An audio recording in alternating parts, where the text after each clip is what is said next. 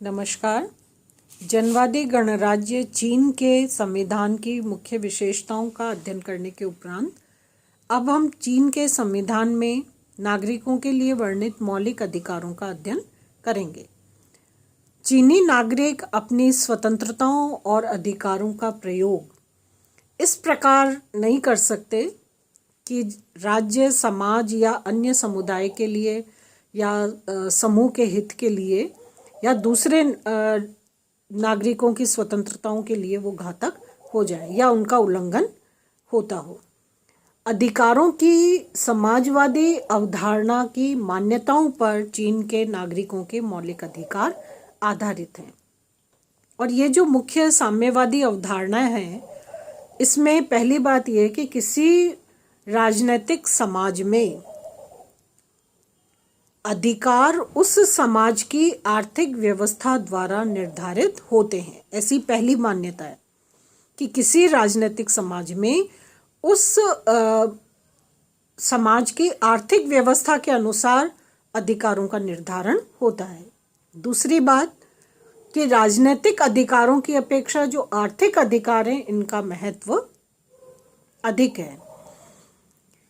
इसके अतिरिक्त आर्थिक समानता के बिना राजनीतिक स्वतंत्रता संभव नहीं है या राजनीतिक स्वतंत्रता पूर्ण नहीं की जा सकती, ऐसी साम्यवादी मान्यता है।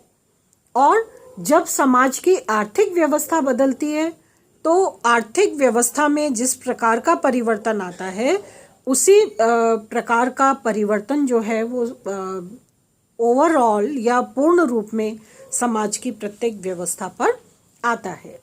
तो आर्थिक व्यवस्था साध्य है और अधिकार जो हैं वो साधन है, वो साध्य नहीं है। जब समाज की आर्थिक व्यवस्था बदलेगी तो अधिकार की व्यवस्था भी बदल जाएगी। आर्थिक व्यवस्था को स्थापित करने के, एक सुनिश्चित आर्थिक व्यवस्था को स्थापित करने के लिए जिस प्रकार की आवश्यकता है, जिस प्रकार का आधार है, अधिकार जो हैं उन्हीं पर आधारित होते हैं। इसलिए जो साध्य है वो राज्य की आर्थिक व्यवस्था है, अधिकार जो हैं वो उस आर्थिक व्यवस्था को सपोर्ट करने वाले साधन हैं, वो साध्य नहीं है। मौलिक अधिकारों, चीन के जो मौलिक अधिकार हैं उनकी यदि हम विशेषताएं देखें तो पहली विशेषता है कि नागरिक अधिकारों का आधार जो है वो समाजवादी सिद्धांत है, अन्य कोई दूसरा सिद्धांत या विचारधारा नहीं है। दूसरा, नागरिक अधिकारों का उद्देश्य चीनी संविधान के अनुसार समाजवादी व्यवस्था को सुदृढ़ करना, उसको मजबूत बनाना है, उसकी रक्षा करना है। इसके अतिरिक्त अन्य किसी प्रकार का लक्ष्य जो है वो मौलिक अधिकारों के साथ जुड़ा हुआ नहीं है। सामान्यतः मौलिक अधिकारों को अन्य देशों में और व्यवस्थाओं में संविधानों के अंतर्गत व्यक्ति के व्यक्तित्व के विकास का सुनिश्चित संवैधानिक आधार माना जाता है। चीन में नागरिक अधिकारों का उद्देश्य समाजवादी व्यवस्था को सुदृढ़ करना, उसकी रक्षा करना, उसे मजबूत बनाना है। बाकी के सारे उसके जो उपयोग और उसके लाभ हैं वो सेकेंडरी हैं। प्राथमिक रूप में समाजवादी ढांचे को, समाजवादी पैटर्न को, समाजवादी प्रारूप को सुरक्षित रखना अधिकारों की विशेषता है। इसी प्रकार चीन के संविधान में अन्य राजनीतिक और नागरिक अधिकारों की तुलना में आर्थिक प्रकार के अधिकारों को अधिक प्राथमिकता प्रदान की गई है। क्योंकि जैसा हमने मान्यताओं में भी देखा था कि ये कहा जाता है कि चीन में ये एक मान्यता है कि जब तक आर्थिक आधार पर मजबूती नहीं होगी तब तक राजनीतिक रूप में प्रदान की गई स्वतंत्रता कारगर नहीं होगी। इसलिए आर्थिक अधिकारों को प्रोत्साहन और प्राथमिकता प्रदान की गई है। साथ ही साथ जो अधिकार हैं वो सर्वव्यापक हैं, यानी सभी को समान रूप में प्रदान किए गए हैं। इनमें और किसी भी आधार पर किसी प्रकार का भेदभाव या पक्षपात नहीं किया गया है। साथ ही साथ चीन में संविधान के अंतर्गत नागरिक अधिकारों के रक्षण की, पृथक से न्यायपालिका के संरक्षण की कोई व्यवस्था नहीं है। न्यायपालिका मौलिक अधिकारों को संरक्षित करने के लिए एक प्रकार से जो न्यायिक पुनरावलोकन या अन्य प्रकार के जो अधिकार न्यायपालिका को प्रदान किए जाते हैं, वे अधिकार चीन की न्यायपालिका को प्राप्त नहीं है। इसलिए चीन के नागरिकों के मौलिक अधिकारों को न्यायपालिका का संरक्षण नहीं है, संरक्षण का अभाव है। इसके अतिरिक्त चीन के नागरिकों को कुछ विशेष अधिकार, जैसे राज्य कर्मचारियों के विरुद्ध शिकायत करने का अधिकार, विदेशों में बसे जो चीनी नागरिक हैं इनको सुरक्षा प्राप्त करने का अधिकार है, सीमित रूप में व्यक्तिगत संपत्ति को बनाए रखने का अधिकार है। इस प्रकार के कुछ विशेष अधिकार जो हैं उनका भी उल्लेख देखा जाता है। अब यदि हम देखें चीन के नागरिकों के जो मौलिक अधिकार हैं वे कैसे हैं, क्या हैं। सबसे पहला अधिकार चीन के नागरिकों को कानून के समक्ष समानता का अधिकार है। वो चाहे किसी भी क्षेत्र के हों, किसी भी मान्यता के हों, पुरुष हों या स्त्री हों या किसी भी रूप में उनमें भिन्नता का कोई मापदंड हो, लेकिन कानून के समक्ष जो हैं वो सभी समान माने जाते हैं।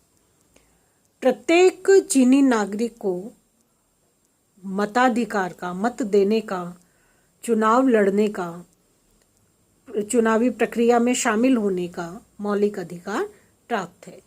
इसी प्रकार चीन के मौलिक अधिकारों के अंतर्गत संविधान द्वारा प्रत्येक चीनी नागरिक को भाषण देने, प्रेस वार्ता करने, प्रदर्शन करने या अपने विचारों को अभिव्यक्ति देने का अधिकार है। साथ ही साथ धार्मिक रूप में भी अपनी मान्यता को अपनी आस्था और विश्वास के अनुसार सुरक्षित बनाए रखने का अधिकार है। धार्मिक स्वतंत्रता का अधिकार है। और व्यक्तिगत स्वतंत्रता जो दैहिक स्वतंत्रता की गारंटी के रूप में है, व्यक्तिगत प्रतिष्ठा और सम्मान की रक्षा की स्वतंत्रता की गारंटी दी जाती है।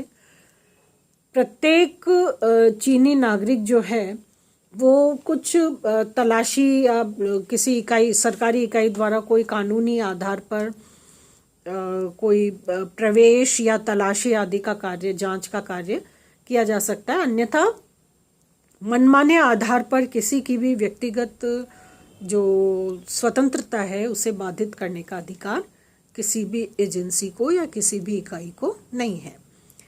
प्रत्येक चीनी नागरिक पत्र व्यवहार की गोपनीयता और उसकी रक्षा की गारंटी की सुविधा से युक्त है। यानी जो व्यक्तिगत स्वतंत्रता है चीनी नागरिकों की, उसको सुरक्षित रखने के लिए पत्र व्यवहार, घर की अनुल्लंघनीयता, व्यक्तिगत प्रतिष्ठा और सम्मान की रक्षा या दैहिक स्वतंत्रता की गारंटी की व्यवस्था संविधान के अंतर्गत की गई है।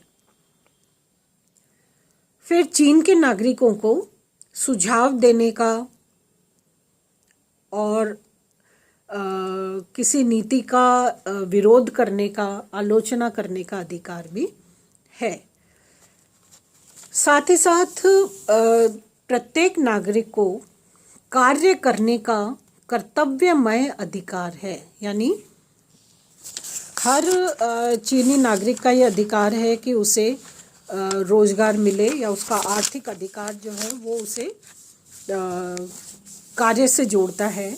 लेकिन साथ ही साथ इसका कर्तव्यमय अधिकार है, यानी जहाँ ये उसका अधिकार है वहाँ उसका ये कर्तव्य भी है कि वो काम करे, बेरोजगार न रहे, अवसर मिलने पर अपने श्रम को क्रिया रूप में परिणत करे, ये उसका कर्तव्य भी है। तो कार्य करने का कर्तव्यमय अधिकार है। साथ ही साथ सामाजिक सुरक्षा का अधिकार भी नागरिकों को दिया गया है, जिसमें कार्य के उपरांत विश्राम करने, सेवानिवृत्ति प्राप्त करने, वृद्धावस्था, बीमारी आदि की या अशक्तता की स्थिति में राज्य का संरक्षण और एक प्रकार से सहायता जो है वो नागरिकों के लिए निर्धारित की गई है। इसी प्रकार प्रत्येक चीनी नागरिक को शिक्षा प्राप्त करने का मौलिक अधिकार है। वैज्ञानिक अनुसंधान या शोध और कलात्मक कार्य की स्वतंत्रता का भी अधिकार है। वो अपनी रुचि और क्षमता के अनुसार इसमें योगदान दे सकते हैं। स्त्री और पुरुषों को समान मौलिक अधिकार प्रदान किए गए हैं। उनमें किसी प्रकार का कोई अंतर या कोई भेद स्थापित नहीं किया गया है। साथ ही साथ विवाह और परिवार संबंधी जो व्यक्तिगत अधिकार हैं वे भी चीनी नागरिकों को समानता के आधार पर प्रदान किए गए हैं। निजी संपत्ति भी सीमित रूप में चीनी नागरिक बना सकते हैं, उसको मेंटेन कर सकते हैं। इस तरह का अधिकार उनको मौलिक अधिकार के रूप में संविधान में वर्णित किया गया है। तो हम ये मान सकते हैं कि चीन के नागरिकों के जो मौलिक अधिकार हैं वो चीनी नागरिकों के लिए एक प्रकार से सुरक्षा का आर्थिक मजबूत आधार तैयार करते हैं। इसी प्रकार चीन के नागरिकों के लिए मौलिक कर्तव्यों का भी निर्धारण किया गया है। जैसे अधिकारों की घोषणा के साथ ही कर्तव्यों को भी संलग्न किया गया है। अधिकारों के प्रयोग की मर्यादा से संबंधित जो हैं वो कर्तव्य हैं। साथ ही साथ देश की एकता की रक्षा का कर्तव्य है, या संविधान और कानून का पालन करना प्रत्येक नागरिक का कर्तव्य है। इसी प्रकार मातृभूमि की रक्षा के लिए भी चीन के नागरिकों के लिए कर्तव्य निर्धारित किए गए हैं और निश्चित निर्धारित समय पर अपने कर का नियमित भुगतान करते रहें, ये भी नागरिकों के मौलिक कर्तव्य वर्णित हैं। इस प्रकार नागरिकों के अधिकारों के साथ साथ कर्तव्यों का निर्धारण भी संविधान के प्रावधानों में मौलिक अधिकारों के अंतर्गत किया गया। धन्यवाद।